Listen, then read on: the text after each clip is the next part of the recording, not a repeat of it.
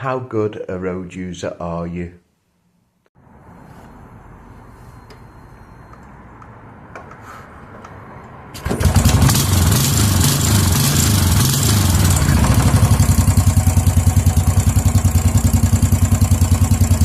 Good morning. Early start this morning. It's 5 to 6. Got a big week ahead of me. Big week in terms of the bike anyway. I've got my brother's coming over to help me with the exhaust on Thursday, so taking the day off.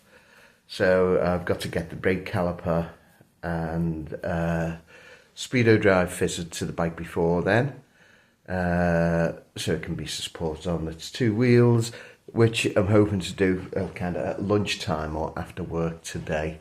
All the parts have arrived now. Got a new old speedo drive, so it's good. But for this session, I was going to ask you a question, like sort of, how competent do you think you are as a road user? So, how good a road user are you? And the reason I'm asking this is purely because I've seen a few things. Well, firstly, I think I mentioned in a previous video a report of a road traffic accident where this young man had managed to kill someone at a Pelican crossing, ploughing into them with their bike. And combined with a few comments I'd seen on Facebook, I thought it was probably a good subject to bring up because it is a really important subject. And I guess it's the way how competent we perceive ourselves to be.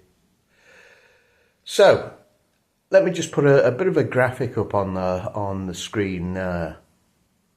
So hopefully you can see that. And so the question to you is, in this scenario, who's got right of way? So what do you think? Have a little think about it. And if you want to pause the video now, you can do, and put your comments in the kind of chat below. But who's got right of way? Because I saw this question posted on a Facebook group, and it was posted by an insurance company, which is interesting.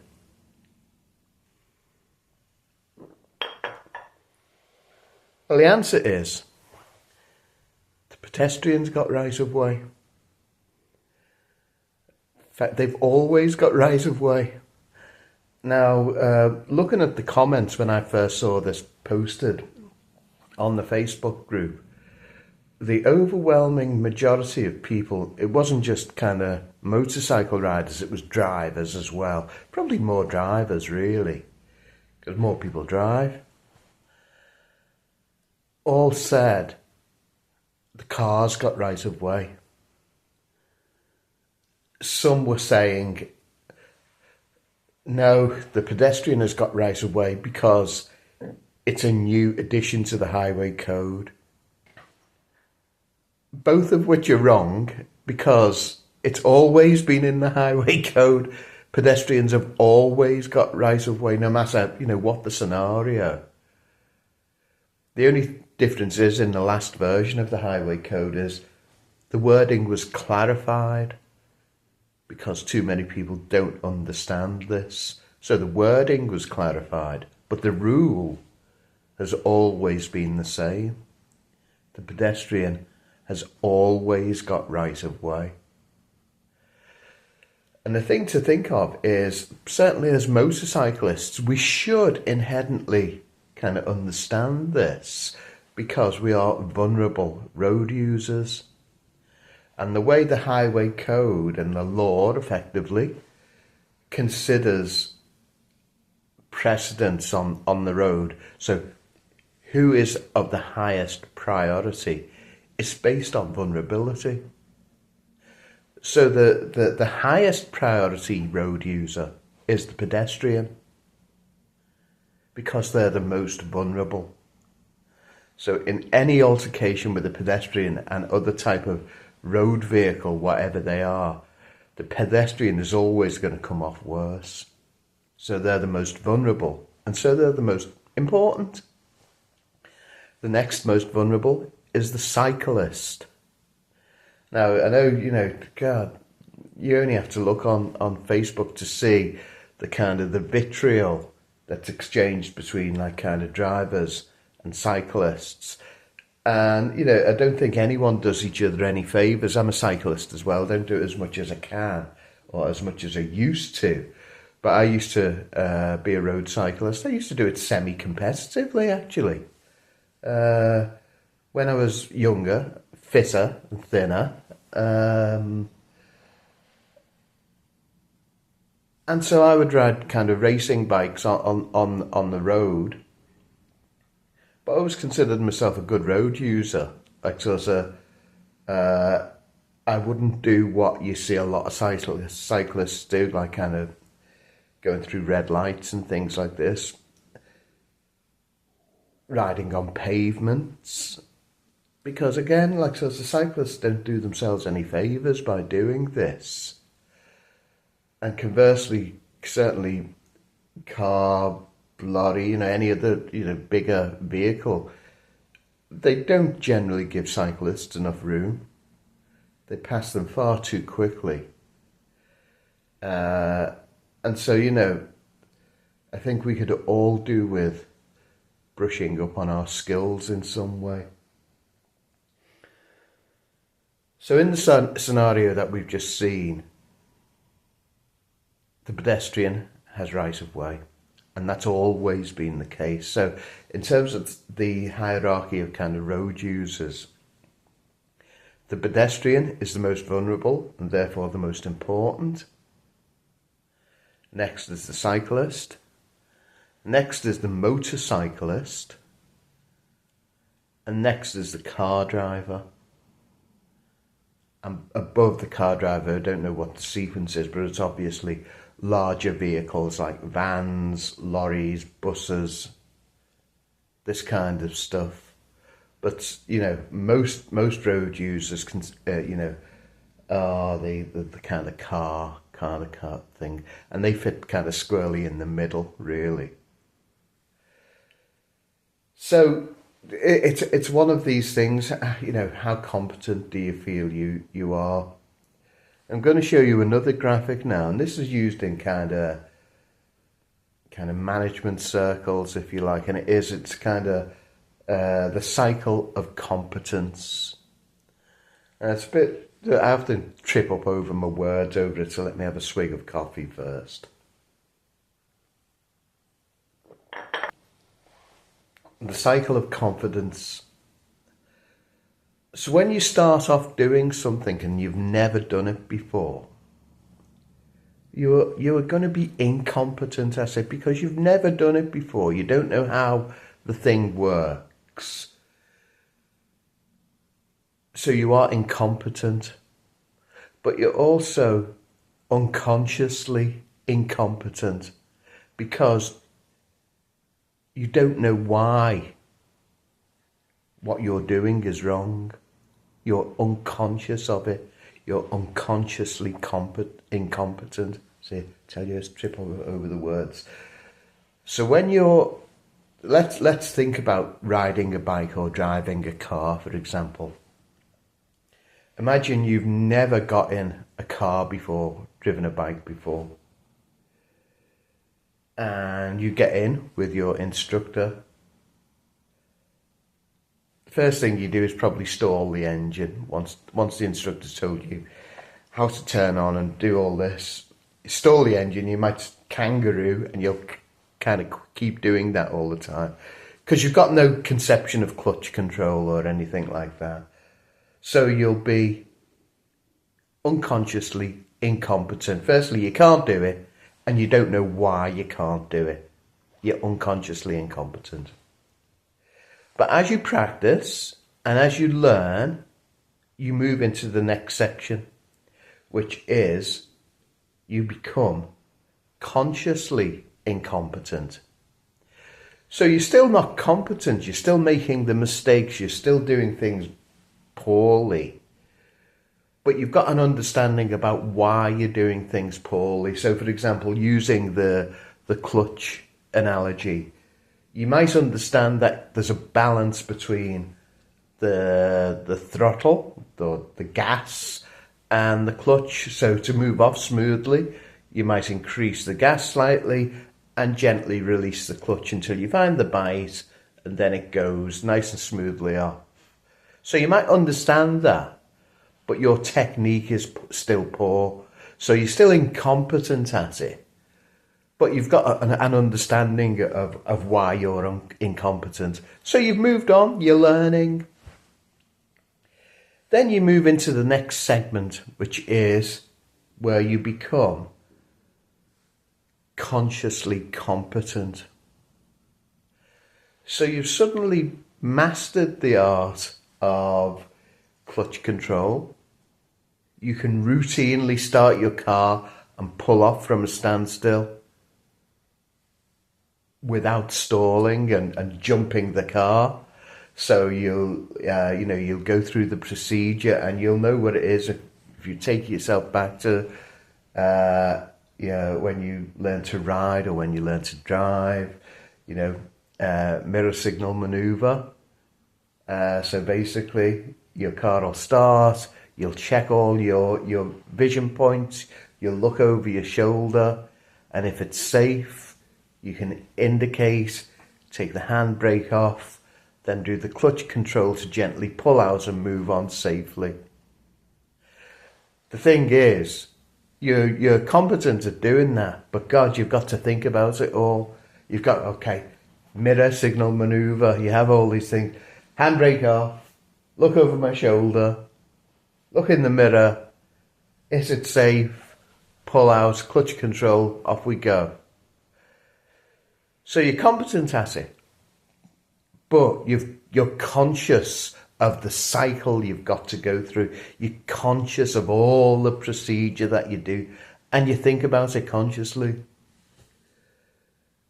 So as you can see, you're learning and you're improving all the time. Then you go into the last segment, which is where you become unconsciously competent.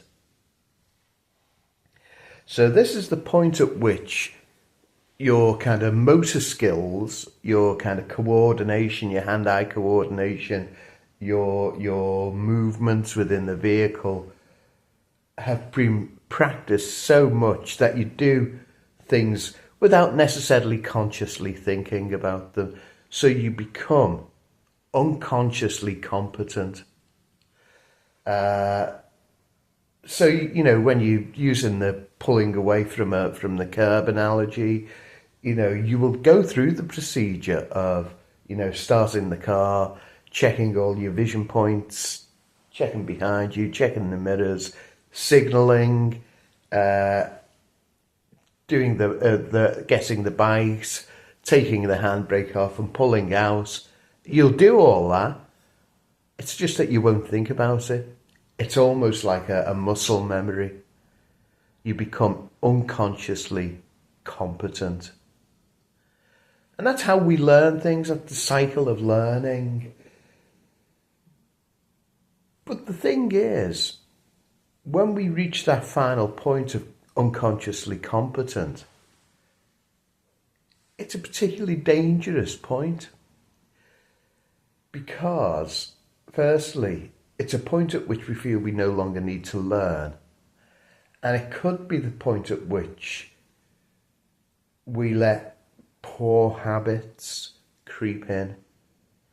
And I think we're all guilty of this.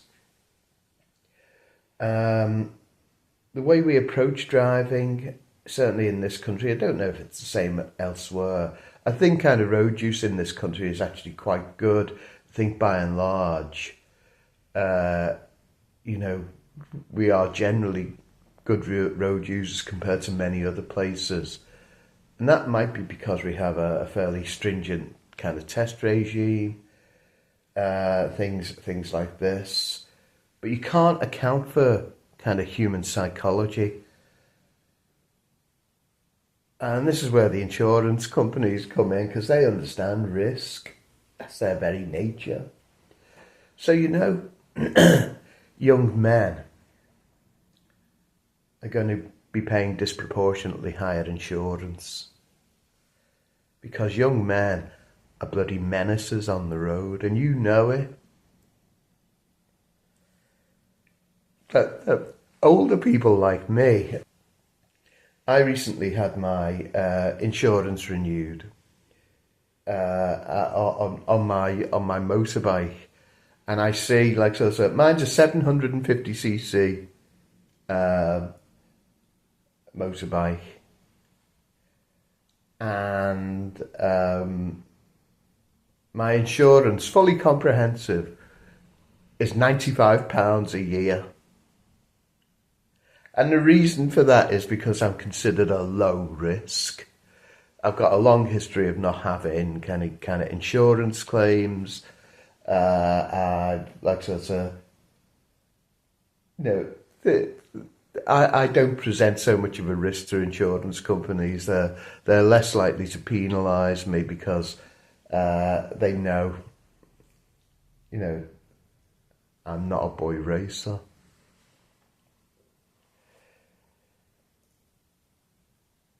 I think in terms of the statistics as well, I think females make better drivers. I don't know about motorcycles. I have no idea. I've never seen the statistics on that. Certainly in cars, statistically, females have fewer accidents, from what I understand.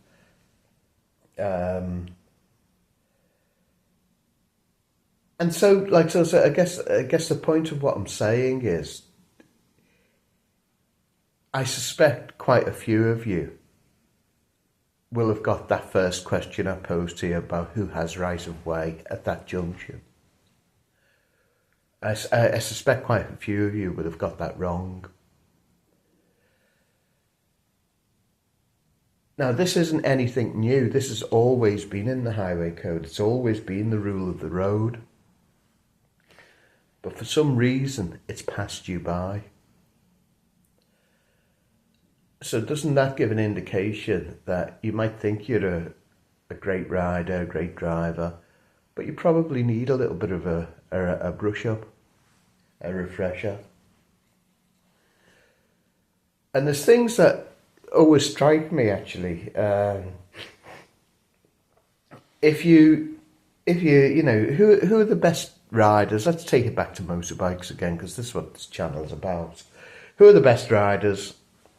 You might say, okay, it's going to be Grand Prix riders or kind of superbike racers. Okay, there's some logic to that. They can handle their bikes fantastically. They need to be supremely fit to be able to do it, because it's quite an athletic kind of challenge, because it is a strain on the body, both physically and mentally, being able to ride a bike that fast. But they are in a controlled environment, and if they come off, they're generally likely to slide rather than hit things, because circuit safety has improved so much.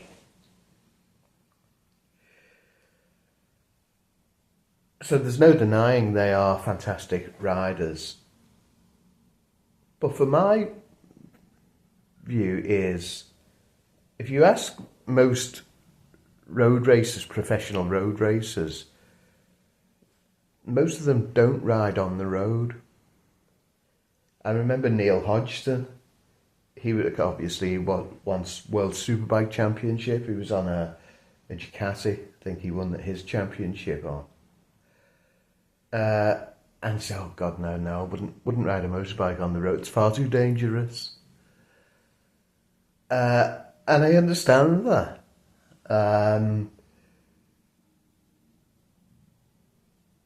So those people who have to ride on the road, like all of us, who are the best riders? It is without question. There's no denying it. Are police riders?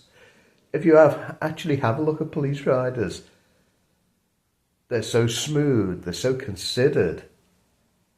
Their road positioning is fantastic. There's no. Sometimes it almost looks like they're riding in the gutter. It's like kind of inch perfect, their positioning. And I think that the turn of phrase they use is making good progress. So they can move fast without necessarily breaking the speed limit, purely because of the skill that they employ. And that is purely training and practice. And it's not just once you reach a point of competence, that's it. It's continual. So you're always improving your skills. And it is fantastic watching police riders ride. They are incredible. So as a motorcyclist, if you want to continue to improve and do what you know, take this into kind of later life if you want, I think it's always worth doing some extra training, no matter what. And the police do a scheme called Bike Safe.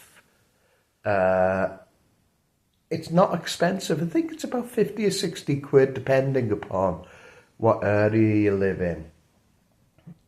And you effectively spend the day with a couple of police riders. So you do some theory in a classroom, but you also do kind of road-based work. And they kind of take you through some of the skills that they've acquired. I've done it. I actually did it a few years ago, and I was thinking of doing it again, actually, because I think it's always worth doing it again. Because, you know, it's cheap and it's actually a really good day out. I think it's called Bike Safe, yeah, Bike Safe. You can just Google it, you'll see it. It happens all over the country, different constabularies do it. They have slightly different prices and things like this, I think. But it's well worth doing it. I think I'll put a link to it in the comments below if I remember.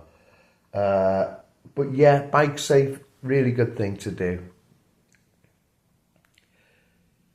So yeah, I'd recommend doing that. Brush up on your skills. The other thing I was going to mention was something else I'd seen on Facebook, where someone had posted, kind of a dad had posted some really happy message about him taking his 9-year-old son out on the back of his bike for the first time. And the lad was delighted. He loved being on the back of his dad's bike. And that's nice, but again, that got me thinking. I think I mentioned it in the previous video about, like, so my bike, it's a vintage bike, or classic bike, 50 years old, 50 odd years old. And I'd like it to be a bit of an heirloom for my daughter. It's one of those bikes that will retain, if not appreciate, in value. And I thought, but I don't want her riding it. I'm not too happy about her riding it. I'd like her to have it, maybe sell it if she wants to. And I was thinking, God, when I saw this post, I was thinking, oh, would I take my daughter on the back of my bike? And I said, God, no, I wouldn't. I wouldn't, no matter what her age. Even when, you know, I think legally you can take a child on the back as long as they can reach the foot pegs with their feet. And I'm thinking, God, no way would I do it. Firstly, I don't know, do you know children? They're very easily distracted. They're not particularly good at complying with instructions. And there's no way I'd risk anything happening like that.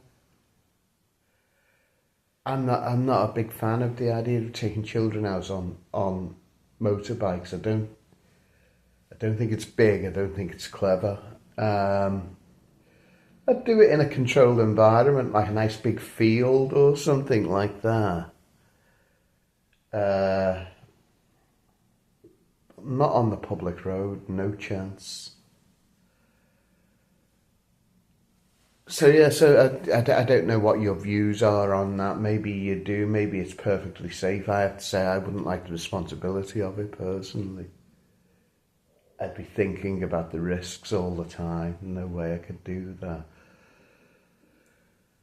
Okay, so, well, I hope you enjoyed that. It'd be really good if you could like and subscribe. I'm very pleased to say I've now broken the 100 subscriber mark. I think I'm up to 103 subscribers, which is really good in just over 2 months. Well over 10,000 views now and over 100 subscribers. So that's not bad going. It'll be interesting to see, I don't want to put any kind of provisos, but, on that kind of trajectory, could be looking at like sort of maybe 500 subscribers by the end of the 12-month period. We'll see. I suspect, just don't quote me on it, kind of the mathematics of it, I think there might be a tipping point at which where you suddenly get X amounts of subscribers, and that will be the catalyst for bringing in more. Because I look at some channels where they've got like kind of tens of thousands of subscribers, and I think, how are they doing that? Because their content isn't particularly good. The same thing all the time, really. With my channel, at least I try to cover various different subjects if I can, give a bit of a variety, including a bit of humour, hopefully. Okay, well, as I say, like and subscribe. I'm very grateful, and see you soon. Bye-bye.